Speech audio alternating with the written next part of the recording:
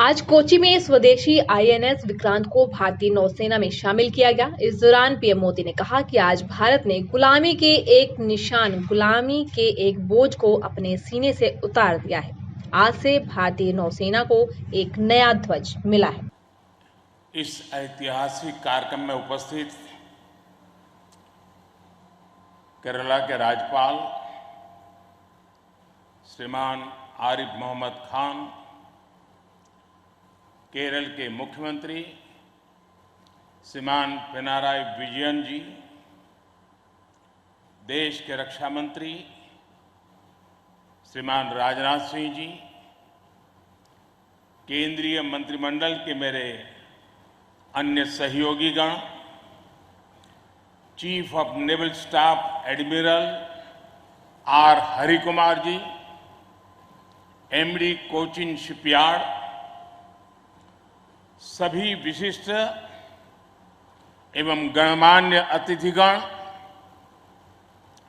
और इस कार्यक्रम में जुड़े मेरे प्यारे देशवासियों, आज यहां केरला के समुद्री तट पर भारत का हर भारतवासी एक नए भविष्य के सूर्योदय का साक्षी बन रहा है। आईएनएस विक्रांत पर हो रहा ये आयोजन विश्व क्षितिज पर भारत के बुलंद होते हौसलों की हुंकार है। आजादी के आंदोलन में हमारे स्वतंत्रता सेनानियों ने जिस सक्षम, समर्थ और शक्तिशाली भारत का सपना देखा था, उसी एक सशक्त तस्वीर आज हम यहां देख रहे हैं। विक्रांत विशाल है, विराट है, विहंगम है। विक्रांत विशिष्ट है, विक्रांत विशेष भी है। विक्रांत केवल एक युद्धपोत नहीं है, ये 21वीं सदी के भारत के परिश्रम, प्रतिभा, प्रभाव और प्रतिबद्धता का प्रमाण है।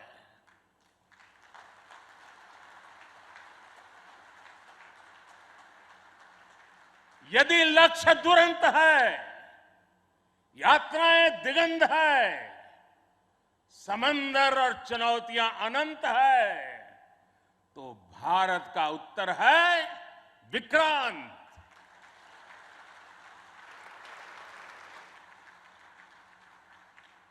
आजादी के अमृत महोत्सव का अतुलनीय अमृत है विक्रांत। आत्मनिर्भर होते भारत का अद्वितीय प्रतिबिंब है विक्रांत। ये हर भारतीय के लिए गर्व और गौरव का अनमोल अवसर है। ये हर भारतीय का मान, स्वाभिमान बढ़ाने वाला अवसर है। मैं इसके लिए हर एक देशवासी को बधाई देता हूं। साथियों, लक्ष्य कठिन से कठिन क्यों न हो, चुनौतियां बड़ी से बड़ी क्यों न हो, भारत जब ठान लेता है तो कोई भी लक्ष्य असंभव नहीं होता है।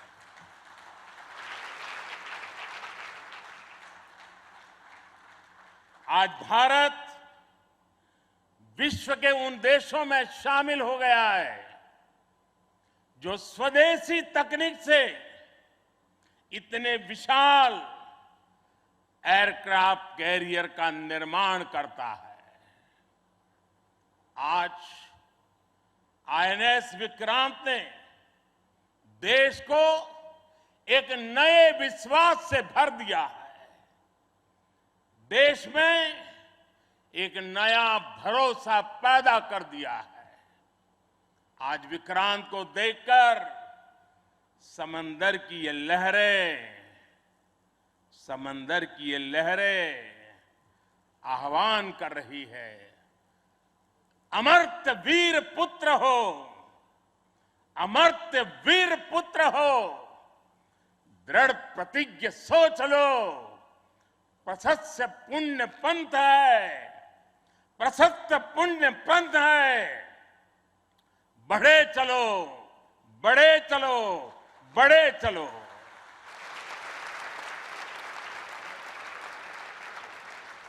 साथियों, इस ऐतिहासिक अवसर पर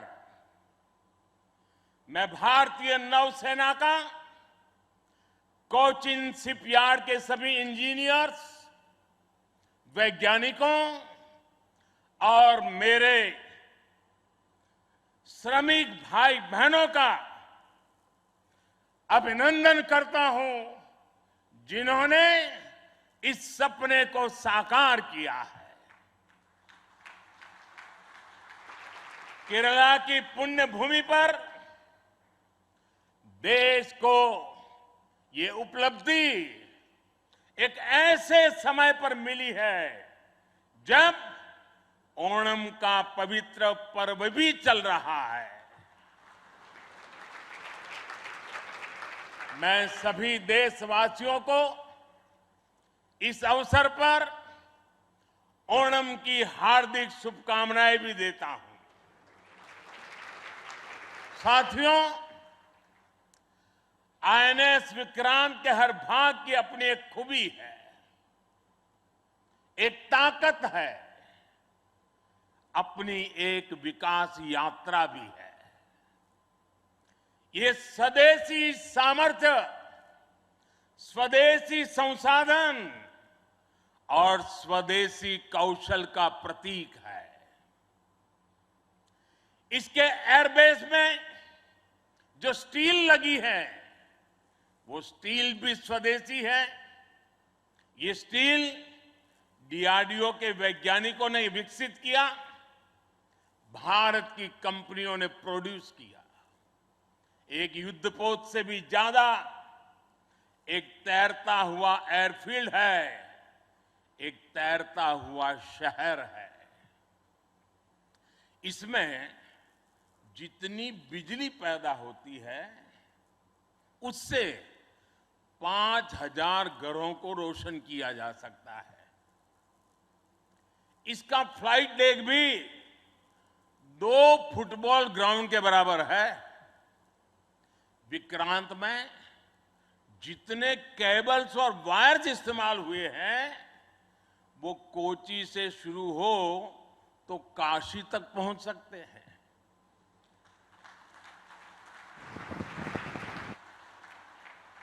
ये जटिलता हमारे इंजीनियर्स की जीवटता का उदाहरण है।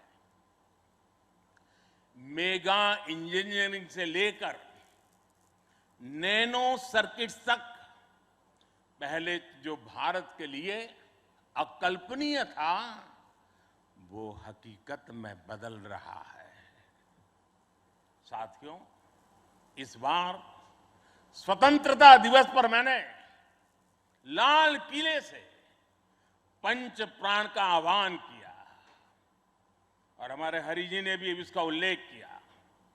इन पंच प्राणों में पहला प्राण है विकसित भारत का बड़ा संकल्प, दूसरा प्राण है गुलामी की मानसिकता का संपूर्ण त्याग, तीसरा प्राण है अपनी विरासत पर गर्व, चौथा और पांचवा प्राण है देश की एकता, एकजुटता और नागरिक कर्तव्य। आईएनएस विक्रांत के निर्माण और इसकी यात्रा में हम इन सभी पंच प्राणों की ऊर्जा को देख सकते हैं। आईएनएस विक्रांत इस ऊर्जा का जीवन संयंत्र है। अभी तक इस तरह के एयरक्राफ्ट कैरियर केवल विकसित देश ही बनाते थे। आज भारत ने इस लीग में शामिल होकर विकसित राष्ट्र की दिशा में एक और कदम बढ़ा दिया है।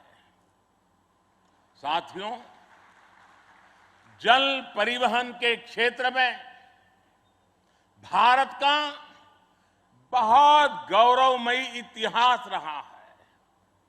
हमारी समृद्ध विरासत रही है। हमारे यहां नौकाओं और जहाजों से जुड़े श्लोकों में बताया गया है, दीर्घिका तरणी ही लोला गत्वरा गामिनी तरीही जंगाला प्लाविनी चैव धारिणी वेगिनी तथा। ये हमारे शास्त्रों में इतना वर्णन है।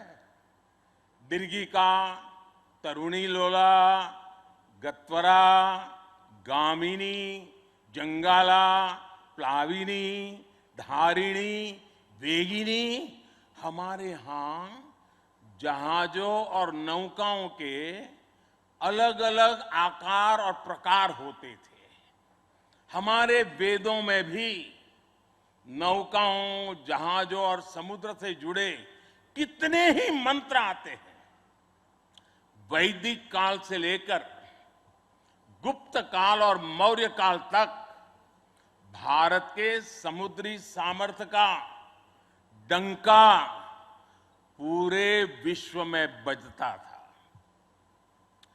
छत्रपति वीर शिवाजी महाराज ने इस समुद्री सामर्थ्य के दम पर ऐसी नौसेना का निर्माण किया जो दुश्मनों की नींद उड़ाकर रखती थी। जब अंग्रेज भारत आए तो वो भारतीय जहाजों और उनके जरिए होने वाले व्यापार की ताकत से घबराए रहते थे। इसलिए उन्होंने भारत की समुद्री सामर्थ्य की कमर तोड़ने का फैसला लिया। इतिहास गवाह है कि कैसे उस समय ब्रिटिश संसद में कानून बनाकर भारतीय जहाजों और व्यापारियों पर कड़े प्रतिबंध लगाए दिए गए थे। भारत के पास प्रतिभा थी, अनुभव था, लेकिन हमारे लोग इस कुटिलता के लिए मानसिक रूप से तैयार नहीं थे। हम कमजोर पड़े और उसके बाद गुलामी के कालखंड में अपनी ताकत को धीरे धीरे भुला बैठे। अब आजादी के अमृत काल में भारत अपनी उस खोई हुई शक्ति को वापस ला रहा है। उस ऊर्जा को फिर से जगा रहा है। साथियों, आज 2 सितंबर 2022 की ऐतिहासिक तारीख को इतिहास बदलने वाला एक और काम हुआ है। आज भारत ने गुलामी के एक निशान, गुलामी के एक बोझ को अपने सीने से उतार दिया है। आज से भारतीय नौसेना को एक नया ध्वज मिला है। अब तक भारतीय नौसेना के ध्वज पर गुलामी की पहचान बनी हुई थी, लेकिन अब आज से छत्रपति शिवाजी महाराज से प्रेरित नौसेना का नया ध्वज समंदर और आसमान में लहराएगा।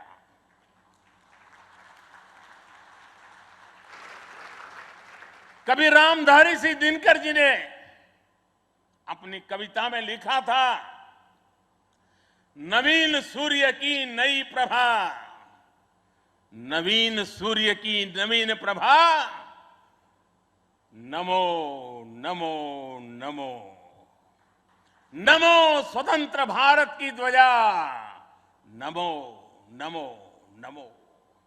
आज इसी ध्वज वंदना के साथ मैं ये नया ध्वज नौसेना के जनक छत्रपति वीर शिवाजी महाराज को समर्पित करता हूं।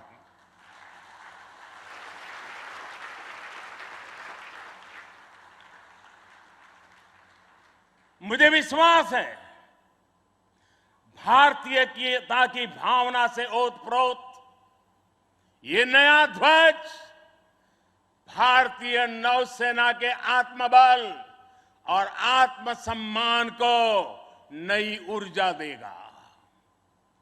साथियों, हमारी सेनाओं में किस तरह बदलाव आ रहा है, उसका एक और अहम पक्ष मैं सभी देशवासियों के सामने रखना चाहता हूं। विक्रांत जब हमारे समुद्री क्षेत्र की सुरक्षा के लिए उतरेगा तो उस पर नौसेना की अनेक महिला सैनिक भी तैनात रहेगी। समंदर की अथाह शक्ति के साथ असीम महिला शक्ति ये नए भारत की बुलंद पहचान बन रही है। मुझे बताया गया है कि अभी नेवी में करीब 600 महिला ऑफिसर्स हैं, लेकिन अब इंडियन नेवी ने अपनी सभी शाखाओं को महिलाओं के लिए खोलने का फैसला किया है।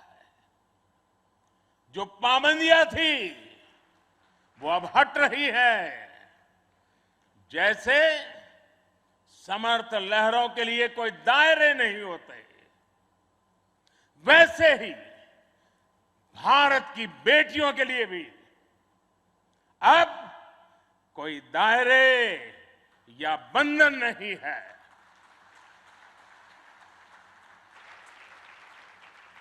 अभी 1-2 साल पहले विमेन ऑफिसर्स ने तारिणी बोट से पूरी पृथ्वी की परिक्रमा की थी। आने वाले समय में ऐसे पराक्रम के लिए कितनी ही बेटियां आगे आएगी, दुनिया को अपनी शक्ति से परिचित करवाएगी। नेवी की तरह ही तीनों सशस्त्र सेनाओं में युद्धक भूमिकाओं में महिलाओं को शामिल किया जा रहा है।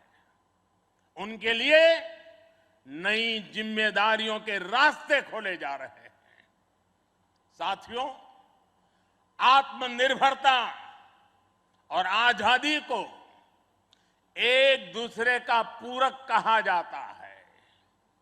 जो देश जितना किसी दूसरे देश पर निर्भर है, उतना ही उसके लिए संकट है।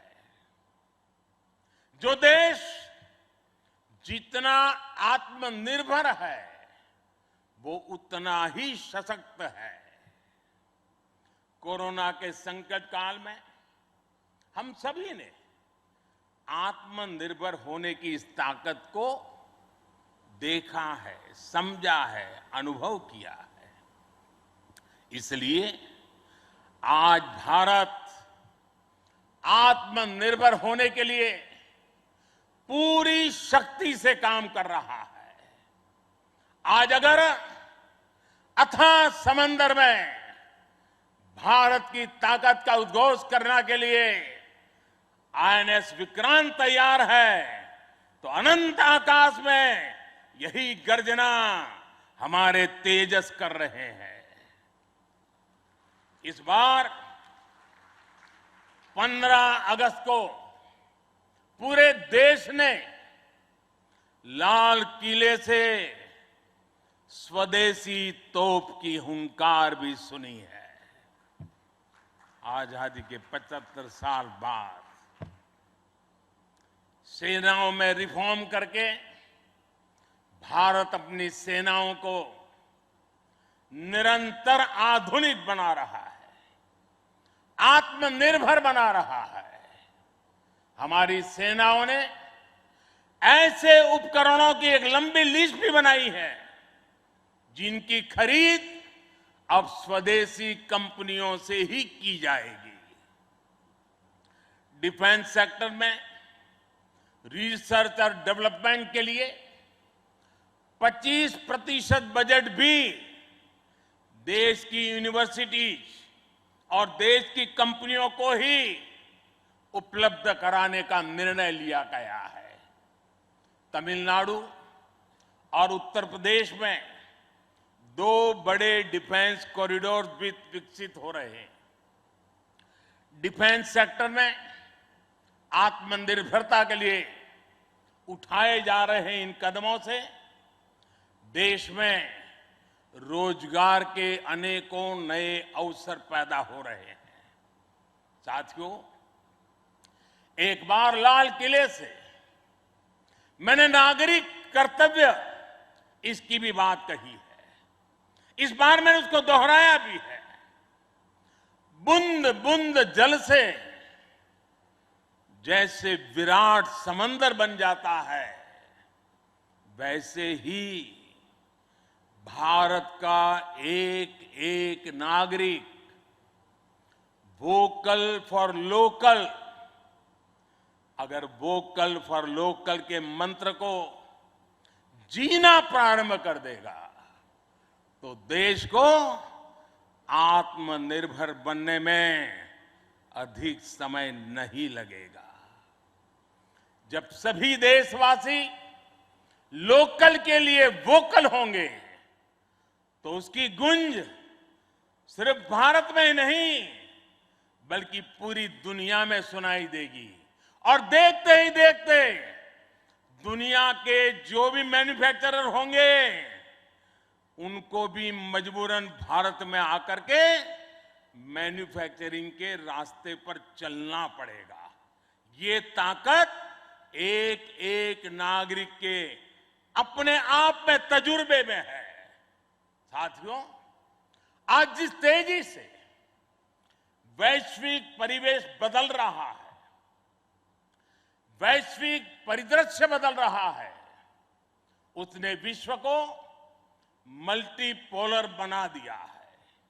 इसलिए आने वाले समय में भविष्य की गतिविधियां और सक्रियता का केंद्र कहां होगा, ये भविष्य दृष्टि बहुत जरूरी हो जाती है।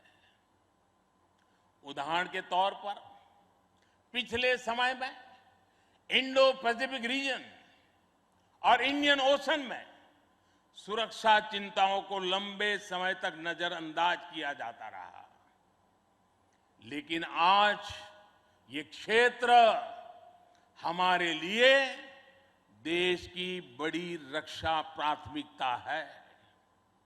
इसलिए हम नौसेना के लिए बजट बढ़ाने से लेकर उसकी क्षमता बढ़ाने तक हर दिशा में काम कर रहे हैं।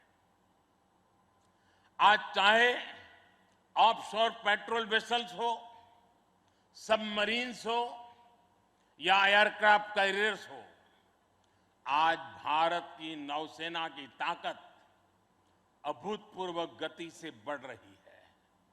इससे आने वाले समय में हमारी नेवी और मजबूत होगी। ज्यादा सुरक्षित सी लेन्स, बेहतर मॉनिटरिंग और बेहतर प्रोटेक्शन से हमारा एक्सपोर्ट, मैरीटाइम ट्रेड और मैरीटाइम प्रोडक्शन भी बढ़ेगा। इससे केवल भारत ही नहीं बल्कि दुनिया के दूसरे देशों और विशेषकर हमारे पड़ोसी मित्र राष्ट्रों के लिए व्यापार और समृद्धि के नए रास्ते खुलेंगे।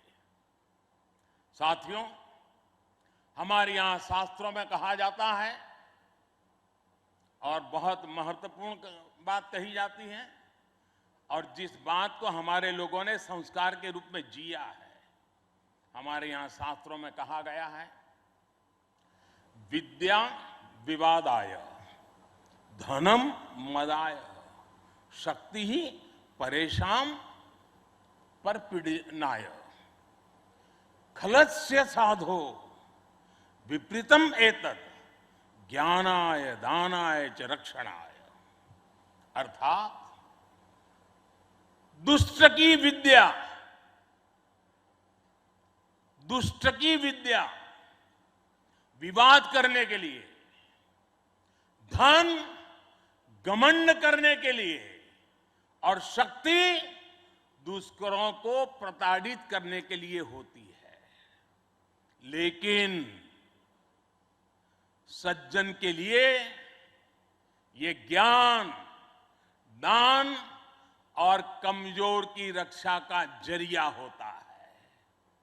यही भारत का संस्कार है। इसलिए विश्व को सशक्त भारत की ज्यादा जरूरत है। मैंने एक बार पढ़ा था कि एक बार जब डॉक्टर एपीजे अब्दुल कलाम से किसी ने पूछा कि आपका व्यक्तित्व तो बड़ा शांति प्रिय है, आप तो बड़े शांत व्यक्ति लगते हैं, तो आपको हथियारों की क्या जरूरत लगती है? कलाम साहब ने कहा था, शक्ति और शांति एक दूसरे के लिए जरूरी है। और इसलिए आज भारत बल और बदलाव दोनों को एक साथ लेकर चल रहा है। मुझे विश्वास है, सशक्त भारत शांत और सुरक्षित विश्व का मार्ग प्रशस्त करेगा। इसी भाव के साथ हमारे बहादुर जवानों को, वीर सेनानियों को आदरपूर्वक उनका गर्व करते हुए आज के इस महत्वपूर्ण अवसर को उनकी वीरता को समर्पित करते हुए आप सबका मैं हृदय से बहुत बहुत धन्यवाद करता हूं। जय हिंद। देवियों और सज्जनों, भारत के प्रधानमंत्री श्री नरेंद्र मोदी की भव्य उपस्थिति में एक बुलंद आवाज में मेरे साथ 3 जय पुकारेंगे। आईएनएस विक्रांत की, भारतीय नौसेना की, भारत माता की।